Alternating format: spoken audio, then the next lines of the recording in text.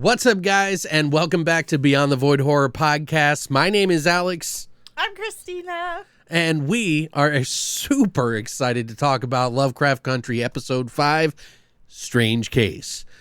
Because boy, was it.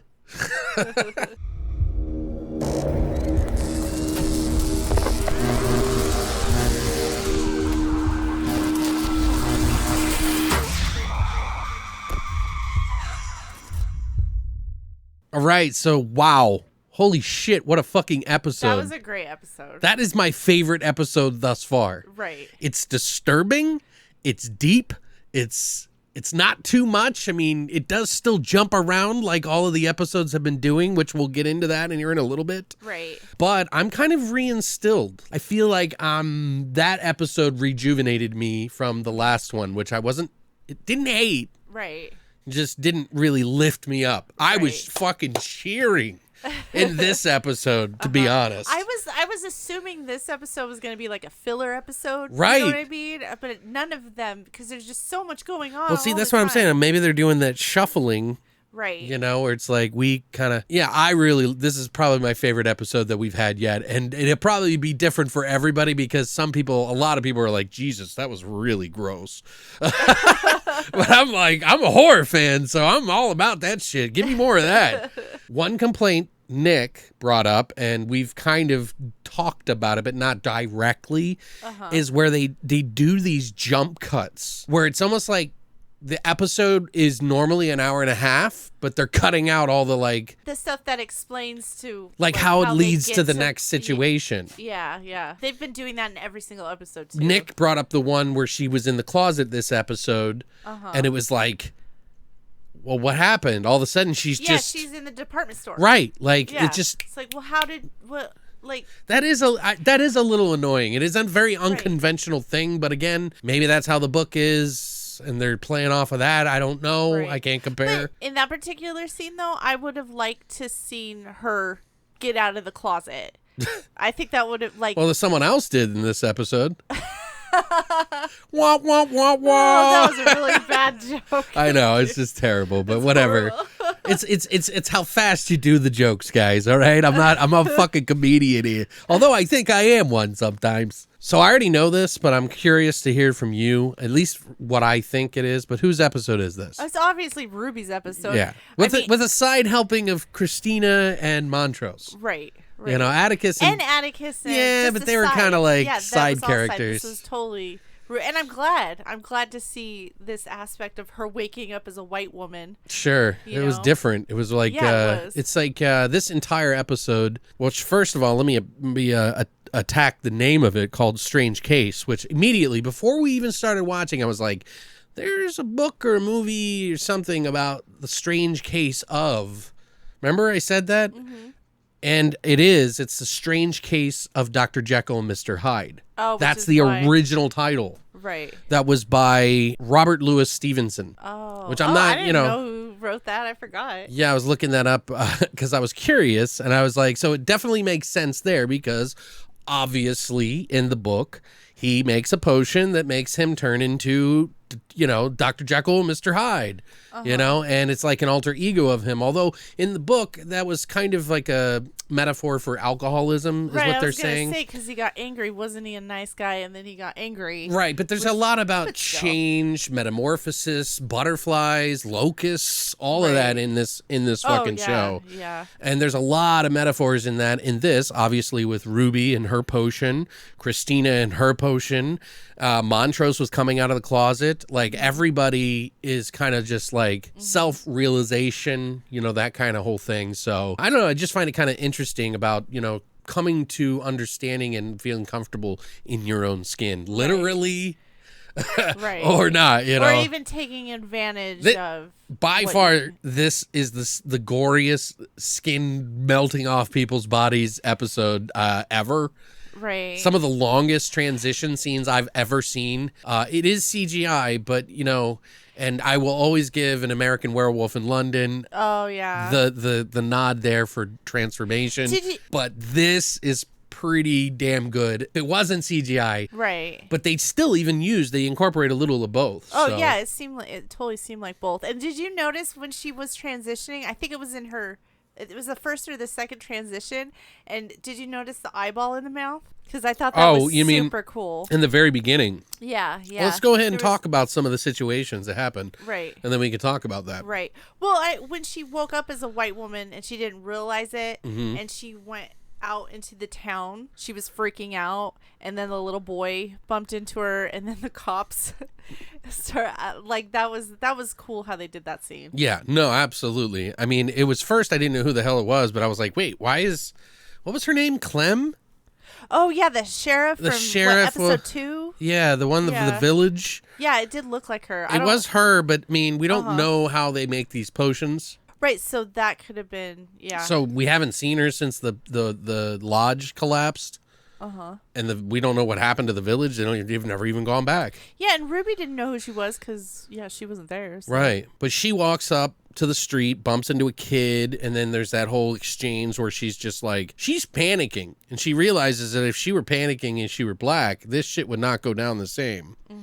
But because a black kid run into a white woman, oh God, and she was like, he's just trying to help me. I kind of think that's obvious. Yeah, I mean, totally. They're not making any in-depth thing there. It's just kind of is as it is. It's more about Ruby experiencing what it's like to be a white woman than anything. Because secretly, she wanted 2 things. Money, and she's always been talking about money since the beginning of the fucking show. Right. Money, money, money, money, money, money, money. And then...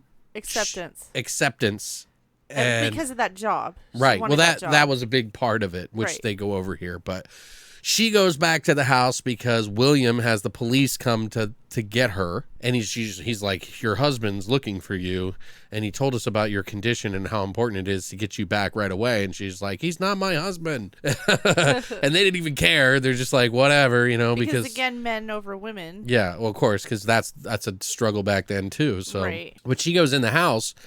And she's like freaking out on the floor. William starts stabbing her, saying something about her transformation needs to be complete. You can't push it too hard or something like that. They're cutting her open, and this is where you saw Ruby's eye in the mouth of Hillary Davenport, whatever is the name she made up. But you see the eye, and then you just... I thought... I didn't realize, it seemed kind of harsh that he was stabbing. I thought he was trying to get the skin off. Yeah, but that seems kind of deep. Wouldn't you hurt the person underneath, if it's that tight? I don't know. Anyway, they do this while the television's playing and a song is Tonight You Belong to Me by Patience and Prudence. Tonight you belong to me. And it's creepy and fucking beautiful at the same time. It's just this contrast of that song playing while all this is happening. And you hear that song was also in the movie The Jerk with Steve Martin. And he sings it with his co-star Bernadette Peters on the beach or whatever. And it's like this thing. I don't know why. I've always remembered that. But the TV, what was happening there is they were talking about some other racist event that had happened. But they were also talking about locusts and metamorphosis and all that other shit. Oh, was that the time of the year when the locusts bred? They were talking about how they go and feed on all this different stuff at this one time of the year and the certain types of locusts or whatever, blah, blah, blah, blah, blah. It was really odd. Which is also brought up, the locust thing is also brought up later at Sammy's bar. Where he does the routine that he calls Migratorio de Locusta, it was migrating of the locusts, which is, again, we're talking about metamorphosis and locusts and butterflies and Dr. Jekyll and Mr. Hyde. But that's when we see Tick and Letty, they find out that Yahima is missing. And Montrose is still got blood on his hands. I noticed. Did you notice that? Yeah. He was just sitting there. Yeah, he just realized how horrible, what the fuck. I still do not understand what have made driven him to that point. In the episode, they're trying to make you feel bad for him, but also make him out to be a bad guy. I don't think so. I think his intentions are to get rid of all the things so they don't discover what's going on. Okay. But like I said, there's something deeper, which we find out at the end of this episode, too. But yeah, Montrose gets the shit kicked out of him by Tick, and he goes fucking wild on him. And Letty's like, holy shit, Jesus Christ. And then they have a back and forth about, did you take pictures of the scrolls or the pages or whatever? She didn't answer. She was just so freaked out by what he was doing because it was so uncharacteristic of him. Is that the scene where she was holding a bat? I thought that was like intense because that showed you how afraid she was of him because of how scary he could get. Yeah, I wonder if they're going to play with that later. Maybe you're onto something. Yeah, they're going to build up this love interest thing, and then there's going to be a moment. And I have some theories on this, so you guys are going to want to stick around for this because I'm curious to hear if you guys agree with me on this. I would love to hear from you guys on this. But that's when we go to William, who's butt naked, and he's talking about Hiram to Ruby, who's in the tub, and how they wanted similar things, but Hiram was pretty much just interested in the answers of the universe and what it all meant, when William had grander ideas of how to control it and use it or whatever it is, I'm assuming, because he talks down about him like, oh, he was just stupid, he didn't even really understand the power he had in his hands, kind of thing. And I think that'll get later something about that, because they keep bringing up Hiram and it's like he's a character that's already passed. It's like he's obviously a very pivotal part for something later. And they talk to Ruby. He talks to Ruby and he was like talking about was it scary for you to change and all that? Did it hurt? Was it the pain that freaked you out? And she was like, it wasn't the pain. I wasn't scared about that. It was the uninterrupted life that I had or whatever. She mentioned something about uninterrupted life or how she's lived her whole life. And there's some, she's always felt good about who she is as a black woman and as a woman in general, even though she knows there's hardships, but she's generally good. It's only life interrupts her life. Right. To remind her that she's not equal. Right. And that is played on later, which she doesn't clue in on. Right. She's even said, cut the shit, you could have picked any other girl on the strip. Why'd you pick me? Right. And he was like, why not? I need a favor. And then he mentions the favor. I need a favor. And he doesn't tell her what it is. Right. But I just and need your favor. On, that favor was weird. I thought it was going to have something to do with Letty. Right. And he leaves her a stack of money and a vial. Like, go be whatever color you want to be. Do whatever you want. So what'd she do? She went and got a job. Right, but she goes to try to, well, no, she doesn't go to get a job yet. Well, you know what I meant. Yeah, but I'm just saying, like, the first time, she just goes out and experiences the world, and she even mentions that she didn't even use $1. Right. She just wanted to experience it. Right. They do this song or this poem that they talk about. And it's like her infinite beauty, her half notes scattered.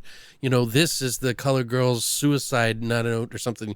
When enough is enough or whatever. And that is actually a poem from a book called For Colored Girls Who Have Considered Suicide When the Rainbow Is Enough. And that's by Nozaki Shange. I believe I'm saying that correctly. I've never seen that name before, so. But she was an American playwright poet. She had like a master's degree. She really was a very intelligent black feminist, and she addressed issues relating to race and art, black power. She was known for the Obie Award winning play for colored girls who have considered suicide when the rainbow is enough. Probably very prevalent in that. She was a big, she started the black arts movement, the BAM movement. Oh. Which is very much like the Black Power movement, but more on the arts and literature and gaining that power through that. And it's cool. It's kind of interesting. I was reading up on her. So I thought that was kind of prevalent. That was what the woman that was speaking in the background, that was what that was all about. I don't know if that was her speaking, but that is her work. It was her work. Yeah. Next, we see Tick, and he is fixing his hand after freaking out and punching Montrose till he was almost dead. And bubbles up his fucking right eye. And Letty comes in, gives him the pictures of the pages she took, the canister or whatever of it. She's like, seeing that side of you kind of scares me. And he's like, that's the scene she was holding the bat. Right. He's like, please don't be scared of me. And it's like, you think of that in that moment. And I was thinking of like, ooh, that's kind of reminiscent of other things. You know what I mean? Like domestic abuse almost. Yeah. And she's such a powerful person now. She's become more powerful. Right. She doesn't really tolerate it, but she loves him so much and he loves her so much. That's why I think you might be onto something, that they're going to come to a head at some point. Yeah. Where it's going to be, because we've seen it a couple of times already. Right. Where they've doubted each other. Right. And that's when, that's when it's time to fuck. So they fuck on the back of the car, you know, because it's her second time, by the way, and she's fucking like a porn star. Yeah, I was thinking. I was like, God damn, wow, second time, eh? Anyway. Anyway, Ruby is... this is where Ruby is taking a bath when William comes in, and that's when she mentioned the "why not me" thing. But they were doing this a couple of times with her in the bath. So she goes out to get the job. That's when you were talking about. Right. She goes to the department store where she was turned down, where this other girl got her job, and she's like, "I'm gonna go get my job now," which is such a weird thing, right? Like. When you have all this magic going on, you're worried about a department store thing. That's what she wanted, though. I know, but I mean, it's just weird. Yeah, I mean? I don't think it's weird. I don't think it's weird at all. So she goes to get the job. She meets the guy. She goes as Hillary Davenport. Davenport. Yeah, we'll talk about that later. That's my find. I said that. I know, that's why you don't get to share that. So she talks to the manager, and he's like, "Wow, you're well overqualified here." And she uses, obviously, her real resume. Right. And just puts a different name on it. And he's all like, maybe you're trying to steal my job or whatever, but yeah, I'm going to hire you as an assistant manager. She's like, really? All of a sudden, she's excited, but she like is starting to change and rip out of her skin. And she's like, I got to go to the bathroom. But she forgets her vial, and it's like right there. And then she goes into the elevator. She escapes, and her face rips open, which was really cool. Yeah, it was cool. But then they cut. Yeah. And it's like, did she get another vial? Like, yeah, what, like, so I totally empathize. Yeah, how did she walk out there covered in fucking blood and skin and shit? Wouldn't that add a little bit to the story if you were able to see her get out of that situation? Yeah, but they don't have time. Yeah, it's really weird. It's almost like they're like, well, we gotta cut it somewhere, guys. They could have cut the sex scene, dude. Are they like making two both the sex scenes? I know, right? And they could have cut that out a little bit. Well, it wouldn't be HBO if they didn't have a get their fuck on. You know what I mean? You got to show the fuck. Then that's when they show Montrose, who's like really down on his luck, shows up at Sammy's home, pretty much just fucking bends him over and starts railing him and shit, which is pretty fucking intense. And something I noticed too, and they play this to Frank Ocean's Bad Religion, which I did a little research on, and that is a story about him and God. It's a story about him riding in a taxi cab and asking him for the hour to be his therapist, to talk and like let out all his problems or whatever. And the taxi cab driver's like, some people think it's like a slam against Islam or something like that, but it really isn't about Muslims or anything like that, because the driver is from Islam or something. Oh, okay. But that's not what that's about. He's just talking about the driver says, hey, well, you should just, put your faith in God. That's where your problem lies. And he's like, well, how can I put my faith in God when the reason I'm having problems is because God could do something about it and he won't? Right. So it's this inner turmoil. Oh, okay. Oh, okay. That makes sense too. Yeah. So I don't know. Maybe that's why they picked this song. I don't know. Right. Maybe you guys can fill me in, because I don't know. And I don't pretend to know everything, by the way. But anyway, they even had some slurping sounds on the. You mentioned I mean, I'm like, you're like, what? Like, it was like. Okay, you don't have to reenact it. Right, but I'm just saying, like, I don't even hear that in anything ever. Right. And it's like HBO's like, you know what? Fuck you. Let's get some cock gobbling noises in there. Like anything I've ever seen, they never make those sounds. So they're really going for it, which is fine. I don't care, but I just thought it was funny. So this is where we get back to Ruby, right? She's working. Yeah. In the department store. And Marshall Fields. Is that what it is? Store. Marshall Fields? Okay, I couldn't remember the name of the department store, but it stuck with me because I don't know why I remember Marshall Fields. Now we don't know how far in the future this is, but it seems like her first day, right? Because he kisses her on the hand and shit, and then she goes right down and gives Tamara shit like instantly. Yeah. Like she was like, "This is not. How are we supposed to change people's lives if you're not at the counter to change them?" And she was like, "I'm sorry, Mrs. Davenport." And she's like, "You're not in any trouble. I'm just trying to get to know people." But you can see she's kind of getting off on her, and then she questions her about how she got the job. And she's like, well, I don't have a high school diploma. I didn't go to accounting. I didn't take typewriting. And then I got the impression she got mad at her for that, and I'm like, it's Ruby got mad at Hillary Davenport Hillary, or Ruby as we Hillary know, Davenport. Yeah, that she got mad at her for getting that job, and she didn't. She did. She was more qualified. She kind of rides the line there. Yeah, like she's partially she's getting caught up in being white, right? but she's also understanding of the situation, right? Because it's kind of like a throwback to what I was talking about with how just hiring people just to fill the quota or make it seem you're inclusive or whatever. Fucking Ruby's like your elbows are ashy. And she puts lotion down on the thing like a real bitch. Like, I was like, ooh. That was, It's not a good look. Because what's her name? Teresa? Tamara. And Tamara, like... Or Tamara. I think it's Tamara. Yeah. And Tamara, like, there's nobody on her side. Like, you really feel for her. Because, like, there's nobody there. That's why she's on that balance, you know. She's kind of like stuck in between because she's kind of getting carried away with the persona that she's literally wearing. Then... she goes in the back in the the lounge area for the employees where the girls are in the changing room or something. Yeah, all the white counter girls are back there talking shit and trying to dance and stuff. And like Ruby as Hillary is like trying to get along with them to fit in. So let's say what we're really thinking about that girl, Tamara, but they say, you know, Negro girl or whatever. And it's like, oh God. Right. And you can see immediately, it's like, it's almost like keeping Ruby in check. Right. Like she's not to get too carried away. And this is the internal struggle throughout this whole episode where she becomes like, she's like, I don't need to be white. I need to be me. Right. You know, they're like, you know, maybe we can get her to take us to the South Side or something like that and show us a real good time. And she's like, I've been to the South Side a lot. It's not fun. You don't want to go there. And she was like, yeah, but is there da-da-da-da-da? And she doesn't answer. And they're like, yeah, we're going. But then they walk outside and that's where William's waiting by the car. And the three ladies are all swooning over William, like calling him a hunk of meat and all of that. And she walks over and she's like, is that your man? She's like, sometimes when he behaves, and then she kisses him he kisses her on the cheek or whatever.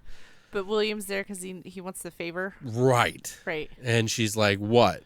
Opens up It was a maid outfit. Yeah. And she's like, what the fuck is this? Right. So he asks her to go to a soiree that Captain Lancaster is having for, you know, some dignitaries, like police function something, where they talk about whatever it is that they're having. And she's out handing fucking deviled eggs and she's not fucking happy at all. Not like digging it. I was like, are they gonna give her shit? Because she's visibly pissed.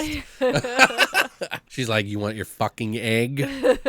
So Christina shows up. She shows up, yeah. Yeah, and gives her... Was that like a rock with a symbol on it? It was like an amulet, they're saying, but it's like the symbol that's on it is supposedly supposed to be a protection symbol, but that doesn't make any sense. That doesn't make any sense. That's what they're saying, but why would you put a protection symbol next to Lancaster when Christina is obviously William, and William is Christina, which we already kind of knew. Why would she be protecting Lancaster when she's trying to win over? Did they say it was a protection? Because I thought they said they were trying to set him up. Well, we need to set him up. Tick had it on the table when he was doing his research. Well, he had a lot of them on the table. Right, but I'm not saying they didn't say it in the show. I'm saying other people are saying it's a protection symbol.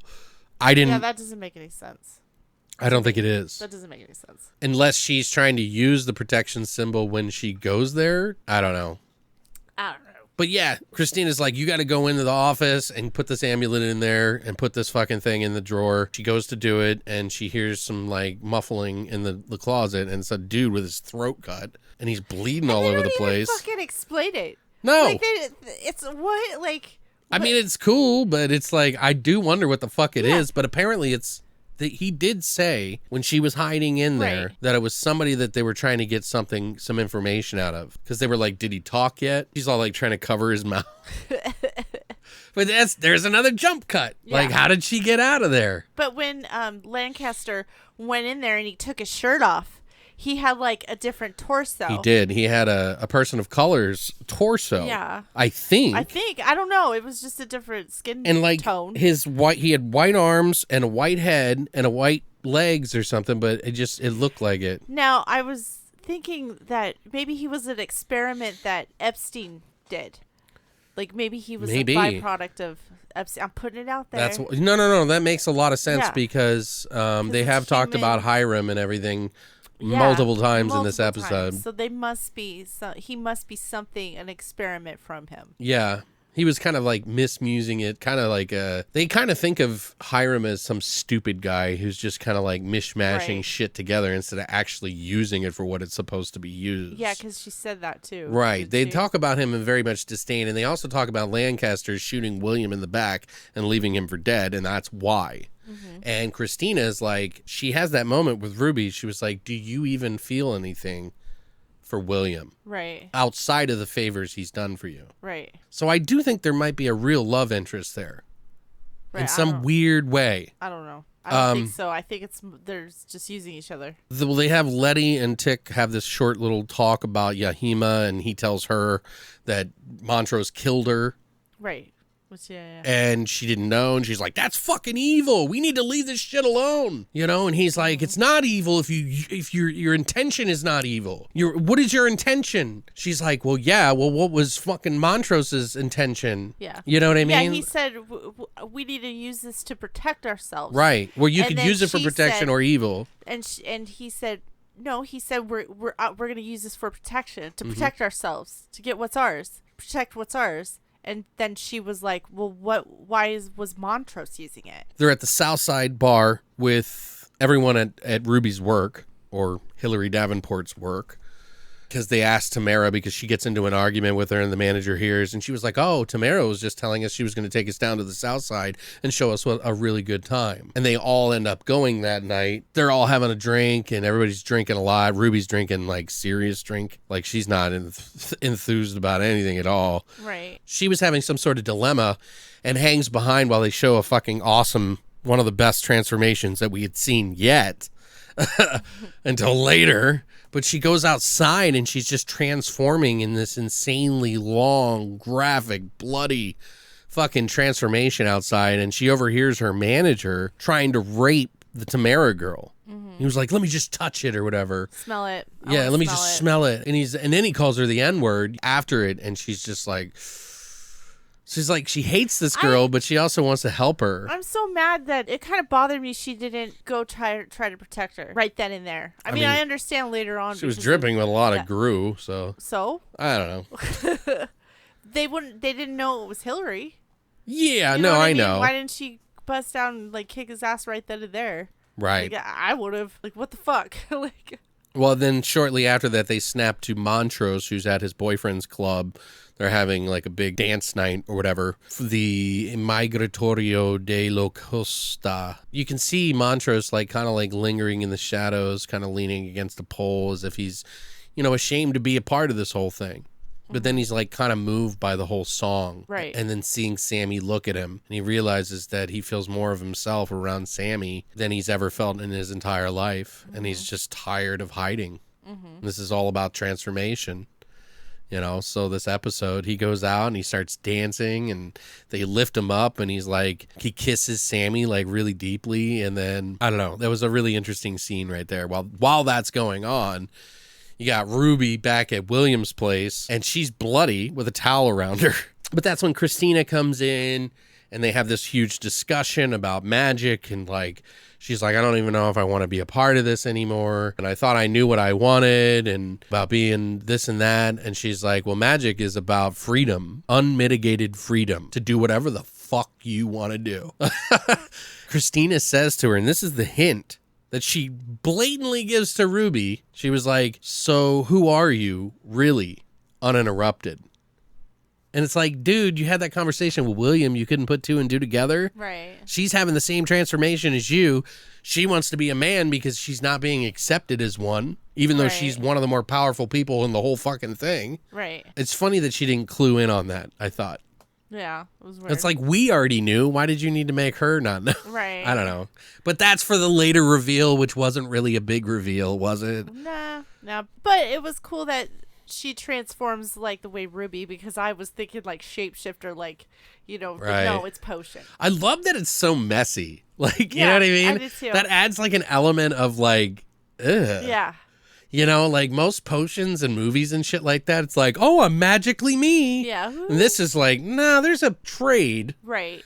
Like most magic is. And you have to shed all this floppy dead skin off of you, which is real skin. And this. The scene. This is the best scene in the whole fucking series so far. It was really good. Oh my God. I was blown away by this. I was like, oh my fucking God, this is amazing. Because Ruby goes back as Hilary Davenport to her job after seeing what happened to Tamara and having her sort of breakdown or whatever and understanding of herself. And she goes and she said, I have to quit. I have to. And it's because I can't hold back my feelings for you that I have. And it would just be so irresponsible of me to work with someone I had such a hot loving for. And I want to fuck your brains out. And he's like, whoa. And she's like grabbing his tie, undressing his pants, and like getting ready to, getting him all hot and bothered. She bounds his wrists together with like his shoelaces or something like that. Yeah, of course she had to tie his hands up. Puts his belt around his neck, walks him over like a fucking dog to the chair, makes him suck her heel, and he's just like, oh yeah, I'm all for this right now. And then she goes behind him, kicks him on the floor, takes her other heel, and jams it in his asshole. And she starts transforming. While she's doing it. Right, yeah, while she's doing it. Like, whoa. And it's long. Yeah, that was the best scene. It's and, long. Like, the whole show. And they were playing Cardi B. Oh, that's right. Well, these are red bottoms. These are bloody shoes. Christina loves. She sings this shit every day. I don't dance now. I make money moves. These are bloody shoes. There was two Cardi B songs in this episode. Yeah, there was. Too. It was like awesome. I got a baby. I need money. Dude, and not only that doesn't end there. So she's like gore, just dripping while she's plowing this guy with the fucking heel of her shoe. And he's screaming, and you can see the blood coming out. And then she flips him over, steps on his chest, and she's like, I just wanted to let you know that a, N-word bitch did this to you. As she walks away dripping, Hilary Davenport on the floor. And it's just like, holy fucking awesome, shit. Yeah. It's just crazy. It was a really good scene. That was a really good scene. I think they should have just ended that episode like on I know. That was such a high point. I would have been like, holy shit. But no. That's what solidified this episode for me is the number one episode that we've seen. You know what I mean? There's another scene here where we got Letty in the tub reading a Bible. They have this conversation about how she doesn't even believe in God really, and she never did when she was a kid, but she's trying to find some solace, some sort of levity through something good. Because if there's all this evil, there's got to be good. And now she's sort of like caught in between. That's when Tick talks about his relationship. And I can't think of her name because I can never hear it right. It was the South Korea girl. He was talking about it. He's like, well, we had a thing and it ended really strangely, And she's like, well, were you in love? And he's like, I don't even know what we had. I don't even know if I knew what love was then. And then they flip over to William coming home and find out that Christina is changing. And she's like, what are you doing here? What's wrong, William? And she's like, oh, my God. And this is pretty funny because after Christina pops out of William, Ruby's all like, you've been William this whole fucking time? Cut. Which is like, okay. See, that's a good cut. Yeah, that was good. And then it was something with Tick with the pages or whatever. He's trying to do more decoding and freaks out all of a sudden because he decoded something that says something. We don't know what it is at first. And he like frantically runs and goes to the phone and calls the woman in Korea that he's been talking about. And he's like, she has something to do with this. Right. Which is like what? Okay. Like, so this goes back to then when we didn't even know? Yeah. Oh, good. Let's bring in another character. Right. Well, just of course. What we need. So she's like, I told you. Like, well, who are you? Who are you? Yeah, and then he's like, then we see the flash of the book. It says die. So this is, probably why Montrose has been killing and covering for the book, because it almost seems like someone needs to die for something to take place. Mm-hmm. And it might have to do with the heir of Atticus. It might have to do with Atticus. Yeah, you know what I mean? Atticus having to die or... That's what I'm thinking. Yeah. Is that I have a feeling that it's going to come down to Montrose and Tick somehow. Somehow, the two of them. And Montrose is going to self-sacrifice for him. Okay. I don't know why. It's just a guess. I'm just saying. Like, I feel like, you know, because of everything we've been through with Montrose, he has this dark past and everything like that, and he's going to show love by self-sacrificing for Atticus. Somehow. I don't know why, how, or what comes of it, or how it gets to that point, but I just feel like Montrose is definitely going to die. There's going to be some information about their relationship before that happens, and bam. And then he'll die. Something. You're probably right. Just seems likely to me. Obviously, next episode is going to be all about the Korean girl. We got 4 more episodes. Yeah. Is it 4? Yeah, because there's 10 episodes, right? Well, 5 more episodes. This was the 5th episode. Oh, there's 5 more episodes. I'm like, what are you talking about? 4? Oh, my God, math. I enjoyed talking about this one. It wasn't a lot of info and stuff, but it's just, I'm just kind of like piecing things together now. Right. And you're right. I think they're definitely going to have that thing with Letty and Tick. Something's going to happen again. I think the Montrose and him thing, sacrifice something, seems likely to. I don't know. What do you guys think? I would love to hear what your thoughts are on this episode and where it's headed or where you think it might go. And if this is the first episode of our discussions about this that you've had, go back and check out the other ones. See what you think about some of the stuff we found there. Pretty good about covering every little thing that's in these shows. I'm trying not to overthink it, and I think a lot of people are when I watch some of their videos or read some of the articles and stuff. I think they're overthinking things a little too much, but there are some things that I've come up with on my own, and you just pointed out today. So let us know what you guys think, man. Hope you enjoyed this week's episode, and I hope to see you guys next week on Tuesday for a brand new episode. So other than that, thanks for coming by, and as always, Long live the void.